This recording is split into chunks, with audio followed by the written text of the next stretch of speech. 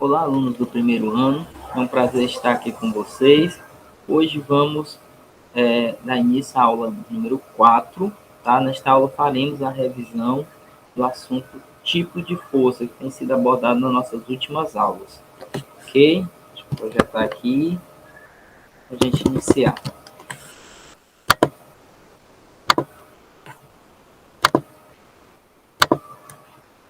Então,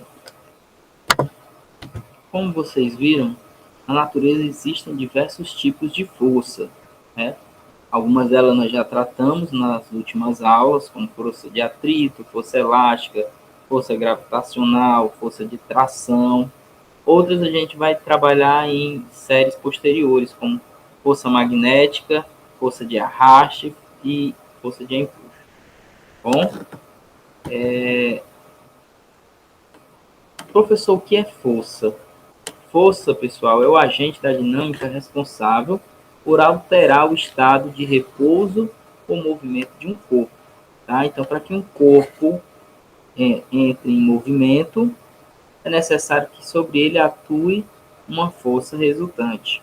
Tá? Quando a gente aplica uma força sobre um corpo, esse pode desenvolver uma aceleração, como estabelecem as leis de Newton, ou uma deformação. Tá? As forças são grandezas vetoriais. Isso significa que, para serem bem definidas, elas precisam de um módulo, uma direção e um sentido. Bom, isso foi visto nas últimas aulas. Nesse slide, a gente sintetiza as principais forças abordadas nas aulas, né? Então, primeiro, nós temos aí um diagramazinho de forças, onde nós temos um bloco sobre a ação de 4 forças, né? Nós temos na vertical, normal e peso, e na horizontal, tração e força de atrito, tá? A normal, como nós vimos, é a força entre duas superfícies em contato. Essa força é perpendicular à superfície e por isso recebe o nome de força normal. Esse bloco sobre essa superfície exerce uma compressão sobre ela. Então você tem uma ação de compressão sobre essa superfície e temos uma reação a essa compressão no bloco, que é representada por essa forçazinha N normal, tá? Essa compressão gerada na superfície é causada pela ação da força-peso do bloco, né? Então, nós temos a força-peso do bloco e temos a reação dessa força, né, lá no centro da Terra. Tá? Lembrando, normal e peso não formam par ação e reação, porque nesse diagrama, normal e peso atuam no mesmo corpo, né? E para ser um par ação e reação, essas forças têm que atuar em corpos diferentes. Na horizontal, tá? Temos tração, que é a força que é exercida sobre um corpo por meio de cordas, cabos ou fios. Então, esse blocozinho está sendo puxado por essa corda, tá? O movimento relativo entre essas duas superfícies sólidas gera uma força contrária a esse movimento, chamada de força de atrito, tá? A força de atrito, ela é dada, certo, pelo produto do coeficiente de atrito, certo, e a normal, a superfície. O coeficiente de atrito ele pode ser estático, quando essa força que está sendo exercida sobre o bloco não é suficiente para fazer esse bloco entrar em movimento, ou dinâmico, quando esse bloco está em movimento, tá? A força-peso, que a gente está vendo aqui, como é que calcula, professor?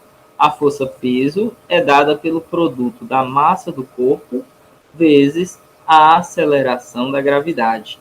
Tá? A aceleração da gravidade na Terra é 9,8 aproximadamente. Tá? Ela varia um pouquinho dos polos, até a linha do Equador. A gente, para facilitar os cálculos, podemos adotar esse valor como 10 metros por segundo ao quadrado.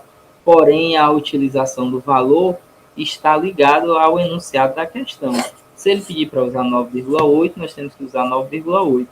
Se pedir para usar 10 metros por segundo, nós temos que usar 10 metros por segundo. Tá? Melhor maneira, pessoal, da gente assimilar esse assunto é através de exercícios. Então, eu separei alguns exercícios aqui para facilitar a nossa aprendizagem, né? E tirar algumas dúvidas que ainda devem restar. Então, primeiro, a aceleração da gravidade na Terra é 9,8 metros por segundo. Ele preferiu usar o valor mais aproximado. E na Lua, 1,6 metros por segundo ao quadrado. Sabendo que a massa de uma pessoa na Terra é de 80 quilos, assinale a alternativa que apresenta o peso da pessoa na Terra, na Lua e a massa dessa pessoa na Lua, respectivamente. Observem que os valores que ele nos dá para assinalar nos itens A, B e D, todos eles estão em Newton, tá? Então, de cara, nós podemos eliminar o item A, B e D. Por que, professor, a gente pode fazer essa eliminação? Porque observem que o último item tem que ser a massa dessa pessoa na Lua. E a massa não é dada em newtons. A massa é dada em ou quilogramas ou gramas, né? Ou seja, em gramas, ou seus múltiplos ou seus submúltiplos, tá? Então, massa não é dada em newtons. Então, A, B e D podem ser desconsiderados. Então, nós vamos ter ou o item C ou o item E, tá? Então, vamos continuar. Observem. O cálculo do peso na Terra depende de quem? Da massa do corpo, vezes a aceleração da gravidade daquele corpo na Terra. Então, quando nós multiplicamos 80 vezes 9,8, obtemos 784 newtons. Tá? Cálculo do peso na Lua, similar ao que foi feito na Terra, a única coisa que muda é a aceleração da gravidade local. Então, 80 vezes 1,6, 128 newtons. Só falta agora a gente entender como é que funciona a questão da massa. A massa muda ou não muda quando você muda de lugar, né? A massa do corpo, ela não depende do local em que o objeto se encontra, certo? Então, a massa de um corpo em Júpiter, na Terra e na Lua é exatamente a mesma. Então, se ele tem 80 quilos na Terra, ele também terá 80 quilos na Lua. O que muda, né? O que muda aqui, pessoal, é justamente a força-peso, a força que atrai os corpos para o centro, né? Então, na Terra, essa força é muito maior do que na Lua.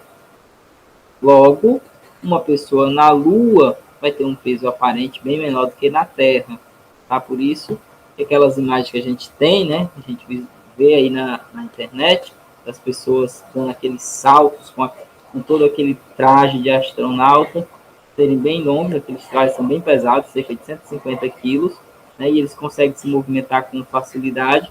Isso se dá por causa da gravidade, da aceleração da gravidade na Lua, que é muito menor do que na Terra. Ok? Espero ter ajudado nessa dúvida, né? Vamos avançar agora para o próximo problema. O próximo problema, como a gente pode observar aí pela figura, ele vai tratar de tração, né? Então, porque a força aí do menino está sendo comunicada através desse fio e essa polia. Então, suponha que um menino de massa igual a 50 quilos esteja suspenso numa corda, como na ilustração ao lado. A outra extremidade dessa corda está presa num bloco de massa 56 kg, que está em repouso em uma superfície plana. Supondo que a aceleração da gravidade no local é igual a 10 metros por segundo, então nós estamos usando o valor arredondado, determine o valor da força de reação normal trocada entre o bloco e a superfície onde está apoiado. Para a gente poder compreender isso, é interessante fazermos o diagrama de forças.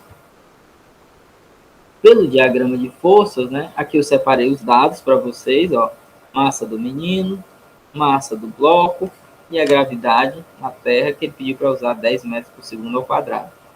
Quando nós fazemos o diagrama de forças, nós obtemos que no menino, quais são as forças atuantes? O peso, porque ele está suspenso, né, e ele gera o peso e uma tração dada pelo fio ao qual ele está suspenso. Já no bloco, olha aí o que é que observa. A polia comunica essa tração para cá. Então, você tem no bloco o peso do bloco. Para cima, a reação normal à superfície. E, em contrapartida, nós temos essa tração. Tá? Essa tração. Então, vamos calcular agora o peso do menino e do bloco. Para calcular o peso de ambos, basta multiplicar a massa de cada uma pela aceleração na gravidade local, que é 10. Então, para o menino, 50 vezes 10, 500 newtons. E para o bloco, 56 vezes 10, 560 newtons. A partir desse diagrama de força, nós podemos estabelecer algumas relações. Olhem aqui, ó. No caso, quando eu considero essa primeira parte, onde nós temos somente duas forças, a tração e o peso do menino, nós podemos encontrar, então, a força de tração. Como o menino está suspenso, tá? Então, essa tração é igual ao peso do menino. Então, essa tração é 500 newtons. Tá? Normal. Do segundo diagrama, nós temos que a tração mais a normal é igual ao peso do bloco. Como eu quero encontrar a reação normal, então eu passo a tração para o outro lado. Logo, nós vamos ter que a normal é a diferença entre o peso do bloco, que é 550, menos a tração que a gente já tinha calculado anterior, que é 500 newtons. 550 menos 500 dá igual a 60 newtons. Tá? Observem aí, pessoal, que o peso não foi igual a normal. Tá? E a gente já fizemos alguns problemas para ressaltar isso. Tá? Nem sempre o peso, a força peso, é igual à força normal, mesmo que esteja num plano. Tá? Porque se tiver outras forças atuando aí no eixo Y, vai provocar uma diferença entre um e outro. Tá bom? Então, no caso aí, item é 60 newtons. Prosseguindo. Agora nós temos um corpo de peso. Observe que ele já deu peso, ele não deu a massa, igual a 10 newtons. Desliza sobre uma superfície horizontal. O coeficiente de atrito constante é igual a 0,20. Então, observem que que esse corpo está deslizando, então ele está em movimento, o coeficiente de atrito aí é dinâmico, vale 0,20. E ele diz, para que a velocidade vetorial do corpo seja constante, é necessário manter uma força horizontal, cujo módulo em newtons é igual a. Então, observem, vamos ver o diagrama de forças aqui, ó. Nós vamos ter força, contrário a esse movimento, né, esse deslizamento desse bloco, nós vamos ter uma força de atrito aqui, tá? Como ele está apoiado a uma superfície, nós vamos ter a normal, né, e a força peso, contrária aí à normal. Bem, observem, no problema ele quer que o corpo se movimente com velocidade constante. Para que isso ocorra, é necessário que a resultante das forças seja nula, certo? A resultante das forças que atuam sobre esse corpo seja nula. Então, no eixo X, tá? Aqui na horizontal, nós podemos dizer que essa força F é igual à força de atrito, certo? A força F se iguala à força de atrito. E o bloco vai continuar deslizando. Na vertical, nós temos que a normal, certo, se anula aí com a força peso. Nessa condição específica, como nós só temos essas duas forças atuando na vertical, e não há nenhum movimento do bloco nessa vertical, então elas se anulam. Tá? Continuando aí a nossa solução. Então, Cálculo da força normal. Nós vamos precisar encontrar a normal para encontrar o valor da força de atrito e, consequentemente, a força F. Tá? Então, essa força F é igual à força de atrito. Mas quem é que é a força de atrito? É μ vezes a normal. E como é que a gente acha a normal? Né? Pelo diagramazinho aqui. Tá? Pelo diagramazinho aqui. Então, a normal e a peso, certo? Elas se anulam, elas são iguais. Elas são iguais porque não há nenhum movimento na direção y. Como é próprio enunciado da questão disso, a normal é igual a 10 newtons, tá? 10 newtons. Então, como eu quero a força F, essa força F é igual à força de atrito, que é μ vezes a normal. O μ é 0,2, tá? E a normal é 10. Multiplicando aí 0,2 vezes 10, dando uma casa decimal. Então, essa força F vale 2 newtons, tá? Resposta item B, 2 newtons. Próximo. O tiro com arco é um esporte olímpico desde a realização da segunda Olimpíada em Paris, no ano de 1900. O arco é um dispositivo que converte energia potencial elástica armazenada quando a corda do arco é tensionada em energia cinética, que é transferida para a flecha. Tá? Então, a partir dessa situação, né, em um experimento, medimos a força F necessária para tensionar o arco até uma certa distância x, obtendo os seguintes valores. Então, se você tensiona o arco e provoca um aumento, né, uma tensãozinha, uma variação no comprimento de 10 centímetros, você precisa de uma força de 160 newtons. E conforme você, como são grandezas proporcionais, quando você aumenta essa distância, você aumenta também a força que deve ser aplicada. Tá? Então, ele pergunta o valor e unidade da constante elástica do arco são. A gente vai encontrar o valor e as unidades da constante elástica. Tá? Então, primeiro passo. A tabela que ele nos deu, os valores estavam em centímetros.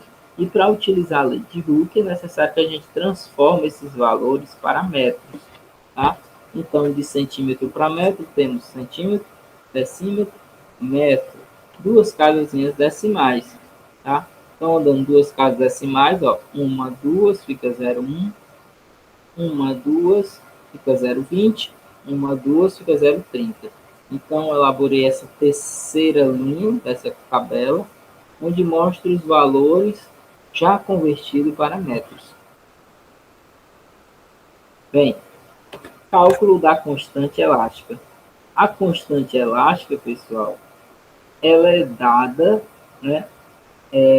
A força elástica é dada pelo produto da constante elástica, que é esse K, vezes a distensão provocada, que a gente chama de X.